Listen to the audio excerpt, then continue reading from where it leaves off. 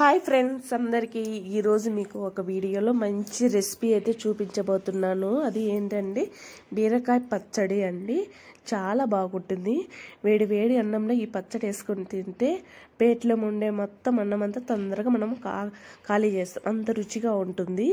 ఒకసారి ట్రై చేయండి. ఈ విధంగా తెలియని వాళ్ళు ఎవరైనా ఉంటే ఈ విధంగా ట్రై చేయండి.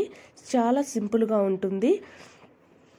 మనం ఎక్కువగా బీరకాయతో ఇట్లా కర్రీ కానీ ఫ్రై కానీ చేసుకున్నాం. అదేవిధంగా పచ్చడి కూడా ఒకసారి ట్రై చేసి చూడండి, మీకే తెలుస్తుంది. ఒకసారి బీరకాయ పచ్చడి తిన్నారంటే మళ్ళీ మళ్ళీ అదే చేసుకొని తినాలి అనిపిస్తుంది, అంత రుచిగా ఉంటుంది. ఇప్పుడు ఎలా తయారు చేసుకోవాలనేది చూపిస్తాను. స్టవ్ పైన కడాయి పెట్టుకొని అందులో వేరుశనగ పప్పులు వేసుకొని ఒక స్పూన్ ఆయిల్ వేసుకొని బాగా ఫ్రై చేసుకోవాలి. వేరుశనగ పప్పులు అనేటివి కొంచెం బాగా వేగనివ్వాలండి. ఇట్లా బాగా వేగిన తర్వాత ఇవి ఒక ప్లేట్లోకి అయితే తీసుకోవాలి.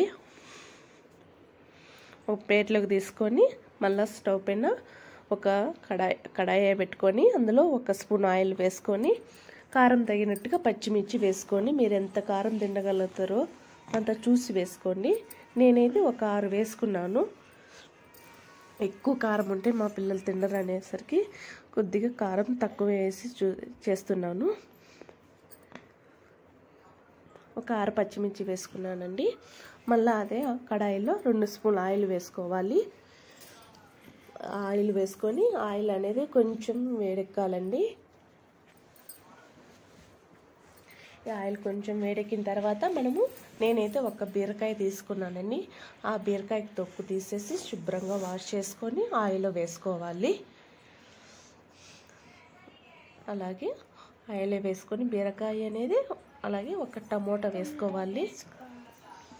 అలాగే ఒక చిన్న నిమ్మకాయ సైజు అంతా చింతపండు వేసుకోవాలి. ఇవన్నీ వేసుకున్న తర్వాత ఒకసారి బాగా కలుపుకోవాలండి. ఇట్లా ఈ విధంగా బాగా కలిపిన తర్వాత మనము ఈ బీరకాయలు తొందరగా మగ్గేదానికి ఒక స్పూన్ అయితే సాల్ట్ వేసుకుంటాను. అలాగే ఒక స్పూన్ పసుపు వేసుకొని ఈ 2 వేసిన తర్వాత ఒకసారి మళ్ళీ బాగా బీరకాయకి ఇవన్నిటికి బాగా కలిసేలాగా పసుపు ఉప్పు బాగా కలుపుకోవాలండి. చూడండి, అట్లా ఆ విధంగా మనము బాగా కలుపుకొని ఒకసారి మూత పెట్టేసుకోవాలి. ఎందుకంటే మూత పెట్టేయడం వల్ల బీరకాయలు అనేవి తొందరగా ఉడుకుతాయి. అందులో బీరకాయలు వచ్చే వాటర్ అంతా ఆవిరైపోతాయండి. అందుకు మూత పెట్టేసుకోవాలి. బీరకాయలో వచ్చే వాటర్ అంతా పోవాలండి.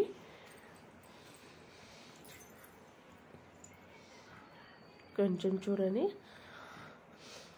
ఇట్లా మనము మూత పెట్టేసుకొని మళ్ళీ మూత తీసేసుకొని 5 నిమిషాలకు ఒకసారి మూత తీసేసుకొని చూసుకోవాలి. అడుగట్టకుండా ఉంటుంది బీరకాయ అనేది కడాయికి. ఇప్పుడు కొద్దిగా కొత్తిమీర అయితే కొంచెం కట్ చేసుకొని వేసుకోవాలి. ఇట్లా వాష్ చేసుకొని కొత్తిమీర వేసుకోవాలండి. కొత్తిమీర వేసిన తర్వాత ఒకసారి బాగా కలుపుకొని మళ్ళీ ఒకసారి మూత పెట్టేసుకోవాలి. తర్వాత మళ్ళీ కూడా 5 నిమిషాల తర్వాత మూత తీసేసుకొని ఇట్లా బీరకాయ మధ్యలో ఉడికిందా లేదా అని చూసుకోవాలండి. మీరు ఇంకా ఈ పచ్చడి రోలు ఉంటే రోట్లో అయినా దంచుకుంటే చాలా బాగుంటుంది. అదే మనం మిక్సీలో కూడా రోట్లో ఎలా దంచుకుంటామో అలా కూడా మిక్సీలో గ్రైండ్ చేసుకుంటే అంత రుచిగా ఉంటుంది అండి. ఈ బీరకాయ పచ్చడి అనేది ఒకసారి మీరే ట్రై చేయండి. మీరు ట్రై చేసి నాకు తర్వాత కామెంట్ చేయండి. చాలా అంటే చాలా బాగుంటుంది.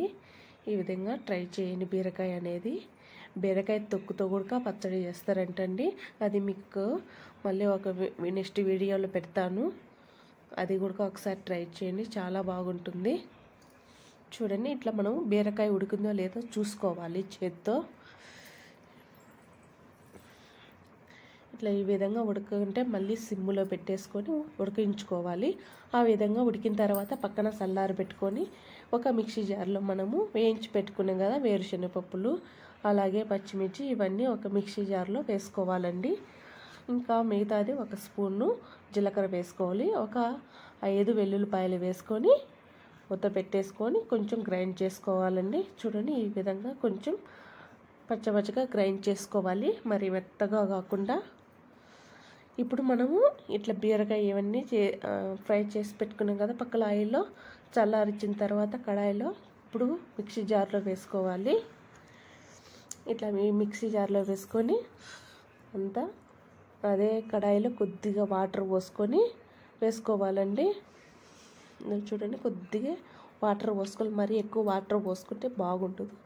కొద్దిగా వాటర్ వేసుకొని అట్లా 2 నిమిషాలు ఇట్లా గ్రైండ్ చేసుకోవాలండి. కొంచెం బాగా ఇట్లా ఈ విధంగా ఉండాలి. మనకు ఈ పచ్చడి అనేది రోట్లో ఎలా అయితే దంచుకుంటామో అలాగే మిక్సీలో గ్రైండ్ చేసుకోవాలండి. మరీ అంత మెత్తగా కాకుండా మీడియంగా ఉండాలి. ఈ విధంగా పచ్చడి అనేది గ్రైండ్ చేసుకున్న తర్వాత ఒక గిన్నెలోకి అయితే తీసుకోవాలి. ఇట్లా అంతా ఒక గిన్నెలో వేసుకున్న తర్వాత వీటికి పోపు పెట్టుకుందాము. మళ్ళీ స్టవ్ పైన ఒక కడాయి పెట్టుకొని అందులో 2 స్పూన్లు అయితే ఆయిల్ వేసుకోవాలి. ఆయిల్ అనేది కొంచెం బాగా వేడెక్కిన తర్వాత ఇవి పోపు దినుసులు వేసుకోవాలండి. తర్వాత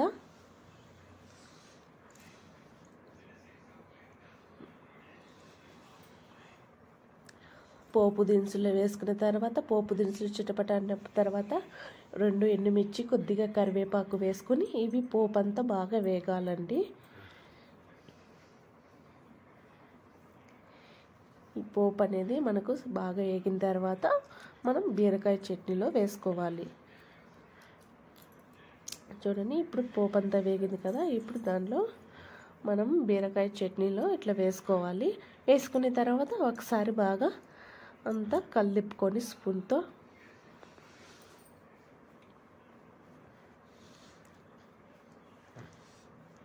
ఈ విధంగా అంతా బాగా కలిపుకున్న ఇట్లా బాగా కలిసేలాగా కలిపుకోవాలి. ఇంకా మీరు కావాలంటే ఉప్పు సరిపోలేదు అనుకుంటే సాల్ట్ వేసుకోండి లాస్ట్లో. నేను ఎందుకంటే బీరకాయలు వేసిన ఉప్పే సరిపోయింది, అందుకే నేను వేయలేదు. ఇప్పుడు అందుకని నాకు సరిపోయింది కాబట్టి నేను వేయలేదు. ఇంతేనండి, బీరకాయ చట్నీ అనేది చాలా బాగుంటుంది. ఈ విధంగా మీరు ట్రై చేసి నాకు కామెంట్ చేయండి. చాలా అంటే చాలా బాగుంటుంది. వేడి వేడి అన్నంలోకి ఈ బీరకాయ పచ్చడి అనేది సూపర్గా ఉంటుందండి. మీరు ట్రై చేసి చూడండి. ఇంకా మీరు కావాలనుకుంటే బీరకాయ తొక్కుతో కూడా ఒకసారి రెసిపీ మీకు చూపిస్తాను. ఓకేనా ఫ్రెండ్స్? ఈ వీడియో నచ్చితే లైక్